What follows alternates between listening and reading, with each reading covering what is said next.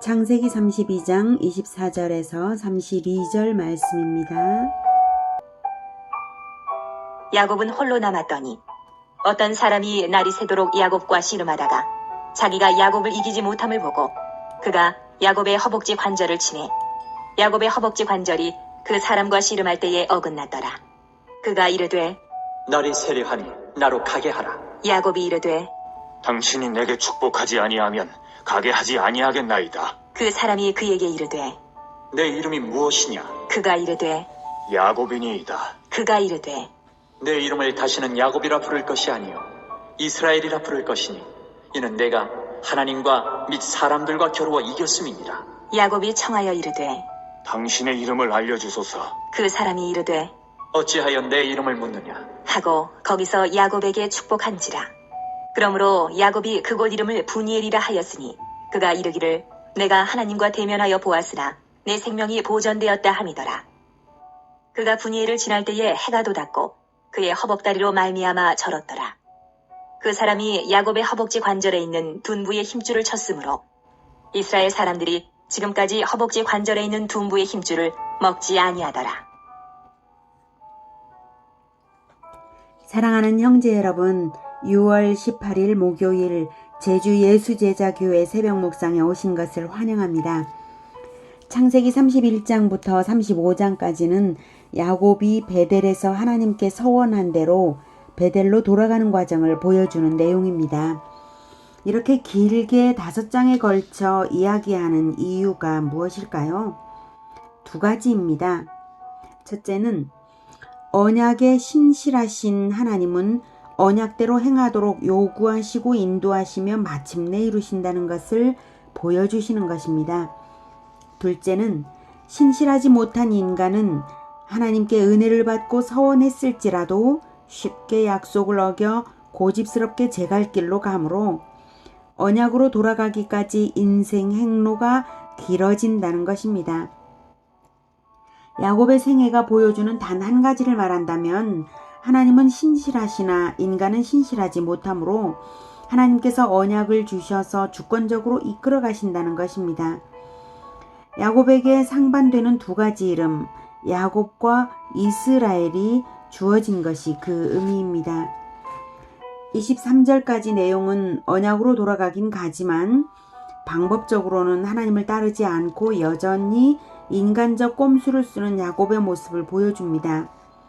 가나안으로 돌아가긴 가지만 에서를 두려워하면서 뇌물을 앞서 보내고 다음으로는 아내들과 자식들을 보내고 자기 자신은 뒤에 남는 모습이 하나님을 닮지 않은 모습이죠. 하나님을 닮았다면 야곱이 앞장서서 에서를 맞이하여 화친했을 것입니다. 그런 야곱에게 마하나임을 보여주시면서 힌트를 주었지만 알아듣지를 못하니까 이제는 하나님께서 직접 사람의 모습으로 오신 것입니다.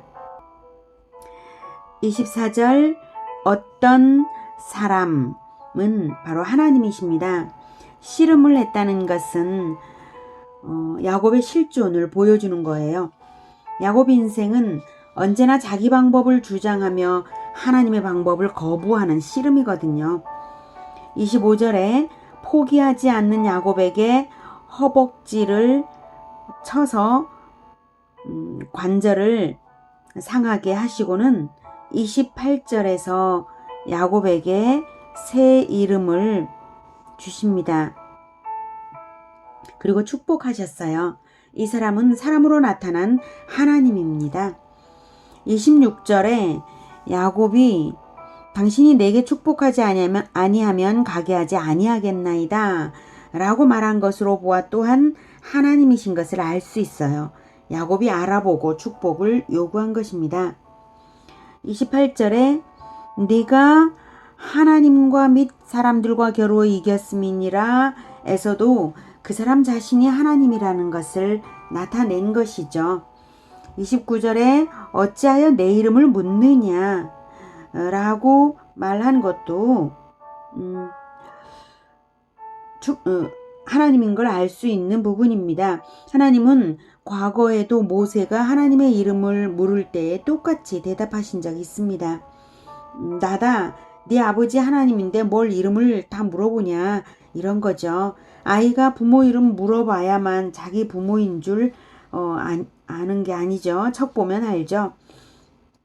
중요한 것은 하나님이 씨름에서도 야곱에게 져주시고 축복도 달라는 대로 해주셨어요. 그러면 야곱이 이긴 게 좋은 것입니까? 나쁜 것입니까? 좋은 게 아닙니다. 오죽하면 매를 치셨겠습니까? 야곱이 하나님과 씨름한 것은 꿈이 아닌 현실이었습니다. 31절에 저렇더라 라고 나오죠. 그 다음 날부터 야곱은 장애인이 되었어요. 야곱이 하나님과 씨름을 해서 끝끝내 이기려고 하는 것이 합당합니까? 자기가 무릎 꿇고 엎드려야죠. 하나님이 씨름에서 졌기 때문에 야곱에게 항복해서 축복하신 것이 아니라 하나님은 은혜로 축복 주신 것입니다. 씨름을 하신 것은 야곱의 현실상을 보이신 것이에요. 야곱은 이렇든 저렇든 하나님께 제물도 받고 보호도 받고 축복도 받고 그러긴 해요. 그렇다고 해도 하나님께 영광을 올려드린 것은 없어요. 받기만 하고 있죠. 그러다가 간신히 천국 가면 상 받을 게 있을까요? 이 땅에서 받기만 하면 좋은 게 아니라 우리 인생의 성공은 하나님의 기쁨이 되어야 진짜 영원한 성공이죠. 야곱은 하나님의 영광과 기뻐하심 같은 것은 전혀 안중에 없고 순 자기밖에 몰라요. 그래도 잘한 것이 있다면 베델로 돌아가는 길이다 라는 이것 하나와 그리고 씨름을 했어도 하나님과 했다 이거죠. 끝까지 하나님을 떠나지 않았다는 것과 언약으로 돌아가는 것. 사실 이것이 가장 기본이고 가장 중요합니다. 그런데 하나님을 알고 지낸 세월이 반평생을 넘었는데 좀 수준이 낮은 것 아닌가요? 그리스도인이라는 명찰은 달고 사는데 사는 모습은 세상 사람들과 별반 다를 게 없는 그리스도인들이 야곱과 닮았어요. 우리가 우리 자신을 늘 살펴보아서 우리 안에 야곱이 있다면 버리고 진정한 이스라엘을 회복해야 하겠습니다. 씨름을 안 하고 어쩌란 말이냐고 생각하실 분이 혹시 있으시다면 여호수아와 비교해 드릴게요. 여호수아 5장 13, 14절 여호수아가 여리고에 가까이 이르렀을 때에 눈을 들어본즉 한 사람이 칼을 빼어 손에 들고 마주 서 있는지라. 여호수아가 나아가서 그에게 묻되 너는 우리를 위하느냐 우리의 적들을 위하느냐 하니 그가 이르되 아니라 나는 여호와의 군대 대장으로 지금 왔느니라 하는지라. 여호수아가 얼굴을 땅에 대고 엎드려 절하고 그에게 이르되 내 주여 종에게 무슨 말씀을 하려 하시나이까. 여호수아는 훗날 이스라엘을 이끌고 가나안 땅을 정복한 장군인데요. 가나안의 첫 관문인 여리고 성 정탐 중에 칼을 빼어들고 마주 서 있는 장군을 만난 거예요. 전시였고 칼든 상대를 맞닥뜨리니까 적군이냐 아군이냐 정체를 밝혀라 한 것이죠. 그런데 그 사람의 말이 아니라 나는 이 편도 저 편도 아니다. 나는 여호와의 군대 장관이고 지금 내 앞에 왔다. 칼을 빼들고요. 무슨 뜻입니까? 여리고 편도 아니고 이스라엘 편도 아니고 진짜 대결은 너와 나 사이에 결판 내야 하는 것이 있다. 1대1로 한판 붙자 이런 것 아닙니까?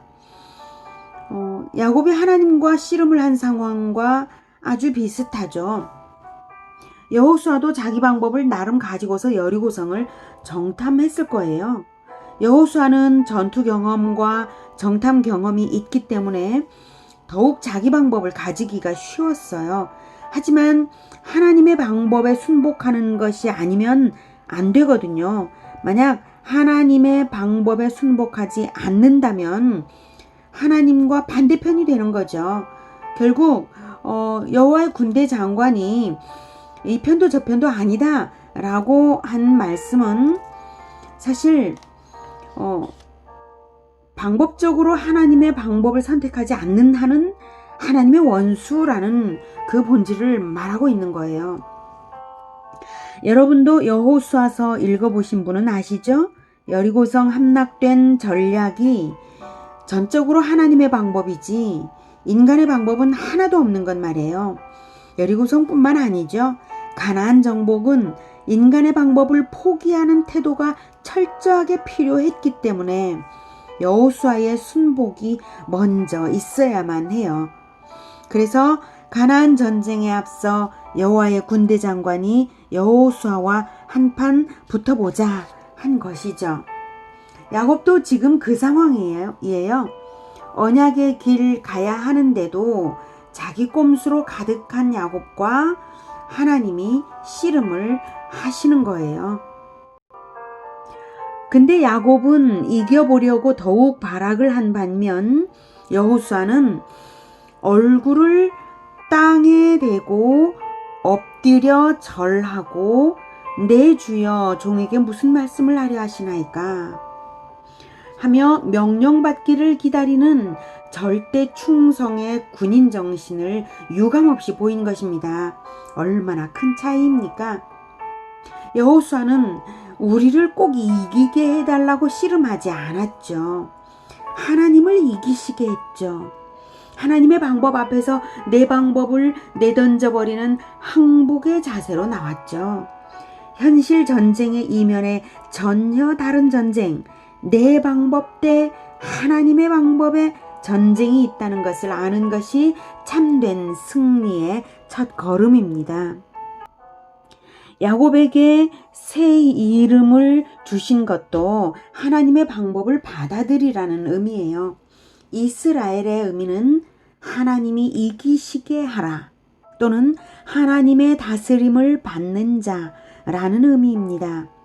야곱이 이기려는 자라는 의미라면 이스라엘은 그 반대 의미죠. 그러니 하나님을 이기려고 하지 말고 하나님의 다스림을 받는 자가 되라는 뜻으로 새 이름 주신 거예요. 간혹 이스라엘을 하나님을 이긴 자로 오해하여서 축복 달라고 떼를 쓰면 된다고 생각하는 사람이 있는데요. 그러면 야곱이라는 의미와 다를 게 없지 않나요? 그럴 거면 새 이름을 왜 주시겠어요? 새 이름을 주시는 이유는 새로운 의미를 부여하여서 새롭게 살라는 의미죠. 하나님 앞에 항복해서 하나님의 방법대로 하는 것이 진짜 성공의 비결입니다. 그러니 하나님의 방법이 무엇인지 알도록 성경에서 예수님을 배웁시다. 예수님은 가장 겸손하게 충성하신 하나님의 아들이십니다. 하나님의 방법이 무엇입니까? 그것은 바로 십자가를 지는 것입니다. 이제 참된 이스라엘로 살아갈 수 있도록 우리 안에 야곱을 버리고 또 참된 이스라엘이 회복되기를 저와 여러분을 위하여 축복합니다. 기도하겠습니다. 우리에게 새로운 이름 그리스도인이라는 이름을 주신 하나님 감사합니다. 우리는 참된 이스라엘 그리스도인으로 부름받았습니다. 그런데 그리스도의 십자가를 따르는 마음이 너무나 적은 것을 깨닫습니다. 하나님, 이제 십자가를 지는 참된 그리스도인, 참된 이스라엘로 살아갈 수 있도록 도와주시옵소서. 우리 안에 야곱이 있었는데 그리고 지금도 있을 텐데 그것이 어떤 것인지를 우리 스스로 잘 모르오니 깨닫도록 늘 가르쳐 주시고 성경에서 예수 그리스도를 늘 읽어내게 주님 우리를 성령으로 충만케 하여 주시옵소서. 그리하여서 십자가를 기꺼이 따를 수 있도록 우리를 붙잡아 주시옵소서. 예수 그리스도 이름으로 기도드립니다. 아멘. 이어지는 시간은 개인 기도 시간입니다.